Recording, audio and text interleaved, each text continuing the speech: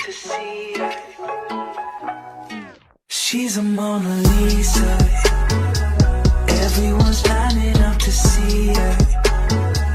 There must be something that features. So hi guys, welcome back again to my YouTube channel.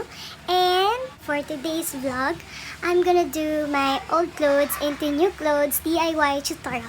So if you guys want to see my tutorial and yeah, how I do it, so just keep on watching my video.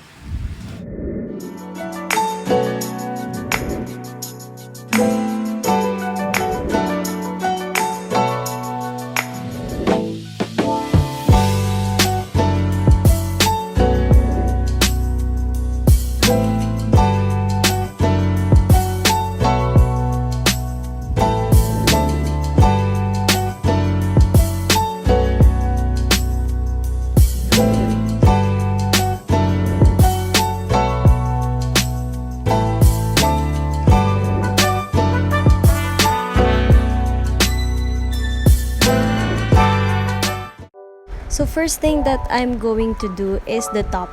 So pinin ko na yung bandang bewang ko na may garter. Yan.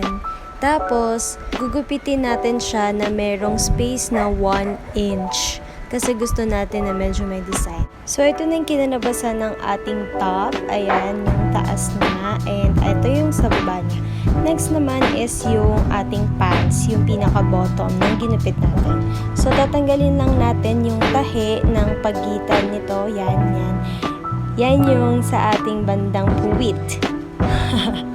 So, ayan, tatanggalin ko na yung tahi. Yung sa bandang gitna lang yung tatanggalin natin kasi yung sa bandang gilid, hindi na natin siya tatanggalin. So, ito.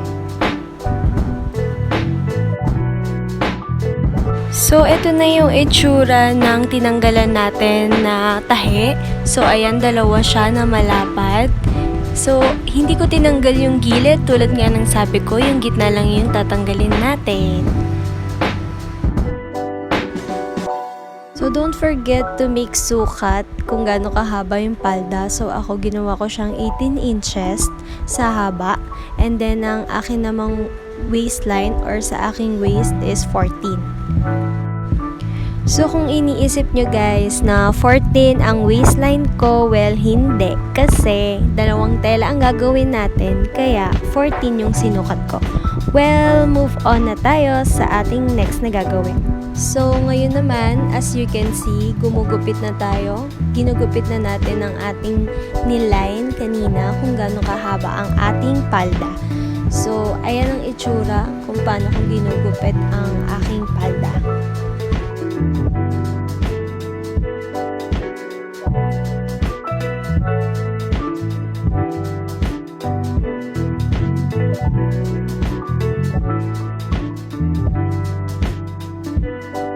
So next is gugupitin naman natin yung niline natin ng 14 inches which is yung waistline ko.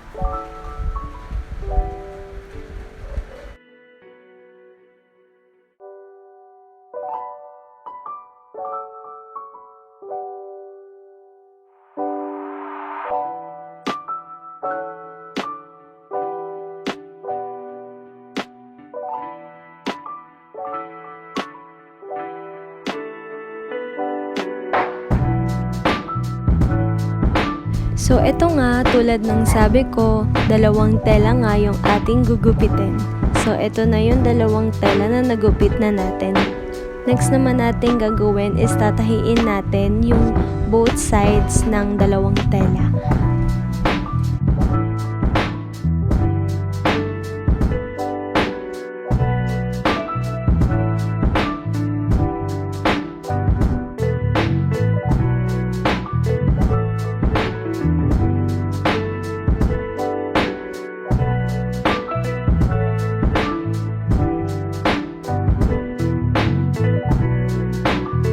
So, yan. Ito, tapos ng ating pagtatahi.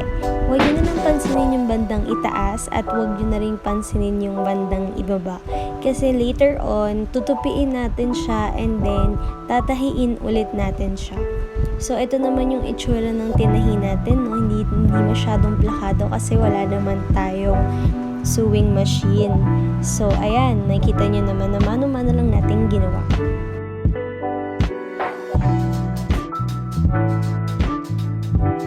So guys, eto, tinupi ko na siya at nilagyan ko na rin siya ng aspile para hindi siya gumalaw. So, gagayahin nyo lang yung step na yan and then magtatahi tayo sa bandang ibaba lang. So, ayan, natapos na natin ang pagtatahi. So, ayan, kitang-kita nyo naman yung tinahi natin na part. Sobrang linis niyang tignan. Yan.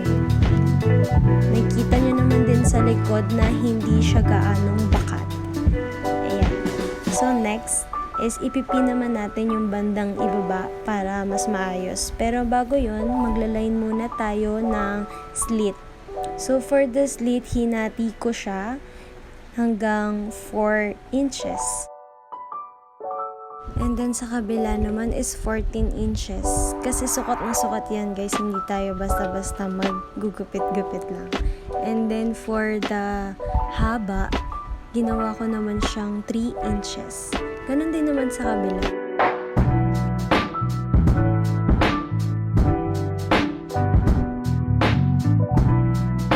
So eto, pinin ko na yung slit niya. Neat!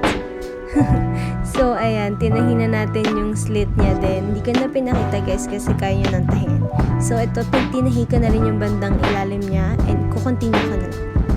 Now, for the top, gagawa naman tayo ng ruffles sa ating bandang spaghetti strap. Yan. So, susukatin ko siya. So, for my spaghetti strap guys, nasukat ko siya as 13 inches and then yung taba niya is 3 inches. So, kung gusto nyo ganun din, gayahin nyo na lang din yung inches ng aking strap and yung taba. Now, ang ginawa ko naman is, ginawa ko siyang pa-triangle para meron siyang design. So, pinin ko siya and then ngayon, ginugupit ko na siya.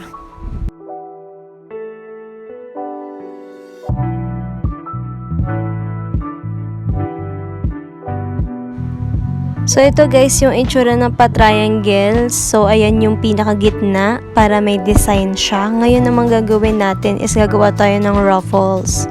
So, ganito ako gumawa ng ruffles.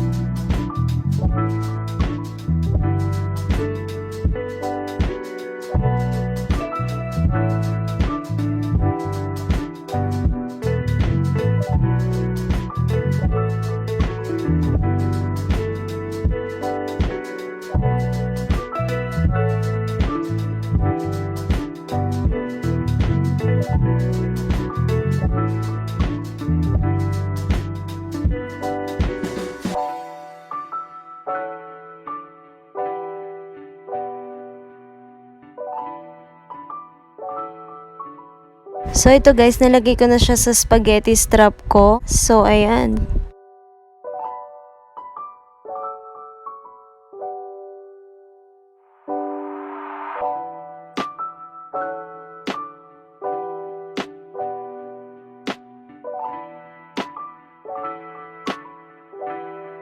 So, ayan guys, natapos na rin natin ang first top and bottom na DIY natin. So, yan yung finished look ng ating ginawa.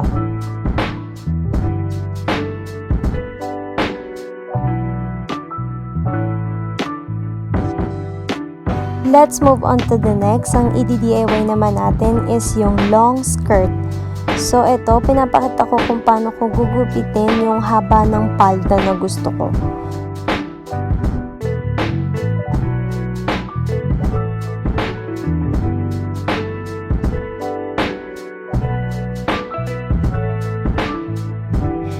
So, ito na yung ginupit natin na pinakailalim.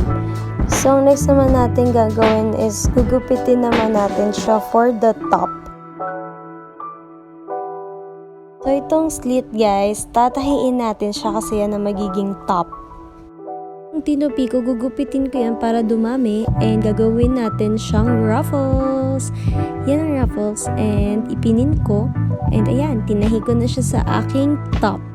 And we're done! Tapos na tayo sa ating top and bottom.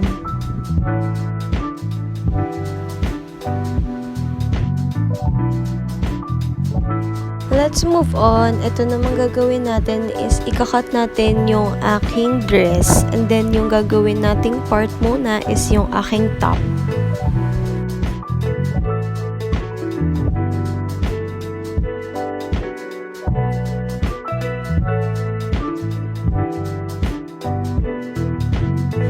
So, next ipipin naman natin yung bandang ilalim ng ating top and then tatahiin naman natin siya.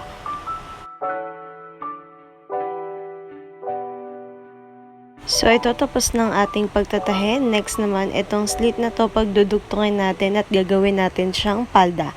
Ito naman yung itsura ng tinahi natin na slit para maging palda. So, ito yung itsura naman ng ginagawa natin for the hips. So, tinatahi ko na siya para later on lalagyan ko na siya ng garter. So, ayan yung itsura niya.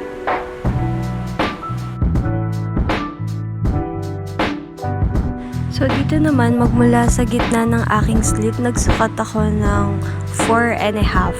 Tapos, imamark natin yun kasi yun yung space na iiwan natin para makagawa tayo ng butas. Then, ito nga, yung haba niya is 6 inches.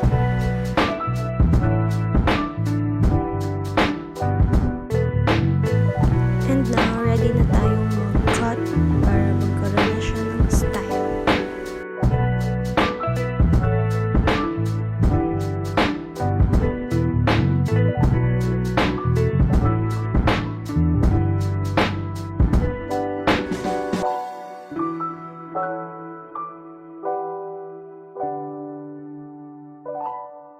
Ngayon naman, huwag natin itatapon yung tela na ginupit natin dahil magagamit din natin siya pang design. So, ito, hinati ko siya sa dalawa. So, sinusukat ko kung gano'ng kahaba yung kailangan ko. Then, tinupi ko siya sa dalawa and pinin ko siya kasi tatahiin natin siya sa gitna.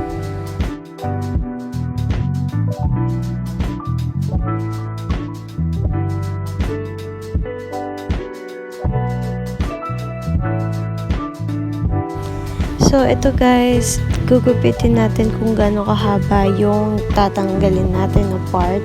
Siyempre, kailangan yung sukat is kasama na yung sa pagkabit sa ring. So, ito dapat sure kayo sa paggupit kasi later, hindi nyo na yan pwedeng maibalik. So, ito yung part na natahi ko na and then yung part syempre naka-aspile para sure ako kung gaano kahaba yung kailangan ko. Basta guys, always remember na maglalagay kayo ng allowance sa paggupit-gupit kasi hindi natin tansyado yung mga ibang part, no? Kailangan natin ng allowance. So ayan yung pinapakita ko yung pagtahi ko sa harapan, dapat walang kahalong tahi, dapat malinis yung pagkakatahi natin. So ayan. Yes, we're done na sa ating DIY tutorial ng ating mga old clothes into new clothes.